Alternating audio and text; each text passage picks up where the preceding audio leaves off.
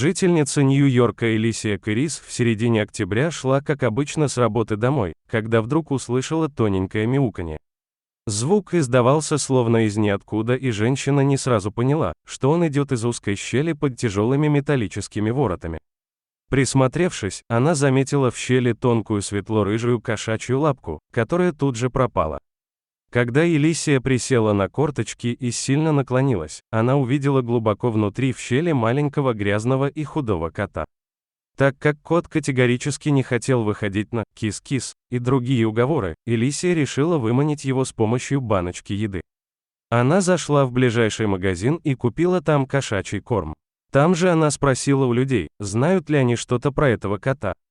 Ей рассказали, что кот сидит в этой щели уже как минимум несколько недель и лишь чуть-чуть выглядывает из нее, но не вылезает полностью, так как очень сильно боится людей и при малейшем шуме скрывается глубоко внутри. Соседи пытались его кормить, но он ел корм лишь когда все люди уходили. Когда Элисия раскрыла баночку кошачьей еды и поманила ею кота, он лишь чуть-чуть высунул голову и принюхался. Но он тут же скрывался внутри, стоило неподалеку проехать автомобилю или мне сделать резкое движение.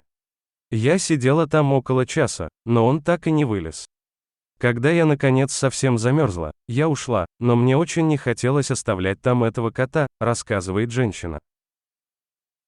Элисия оставила баночку с кормом у щели, но решила прийти сюда на следующий день.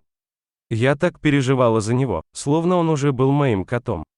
Было грустно думать, что я сижу дома в тепле, а он сейчас так и прячется в этой холодной щели. На следующий день Элисия снова пришла на это место и убедилась, что кот все еще сидит там. Она придумала новый план, как вытащит его оттуда. Я снова предложила ему баночку с кормом и на этот раз поставила ее так, чтобы когда он высунет свою мордочку, ухватить его и потом вытащить целиком. Мне повезло, и когда он начал кушать, я схватила его.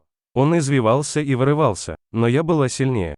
От страха котенок даже начал мяукать, но потом, когда Элисия начала его гладить и прижала к груди, он успокоился и даже начал мурлыкать.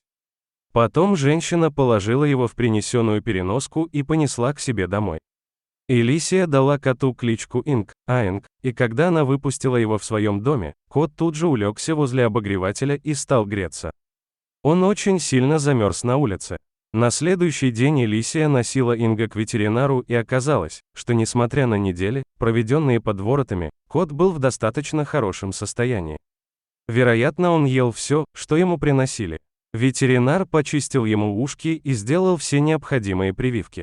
С тех пор вот уже неделю Инг живет в доме Элисии Кэрис и наслаждается теплом, сытостью и комфортом. Он постоянно кружит вокруг меня, трется о мои ноги и очень любит сидеть на моих руках. Мне кажется, он принял меня как свою маму, рассказывает женщина.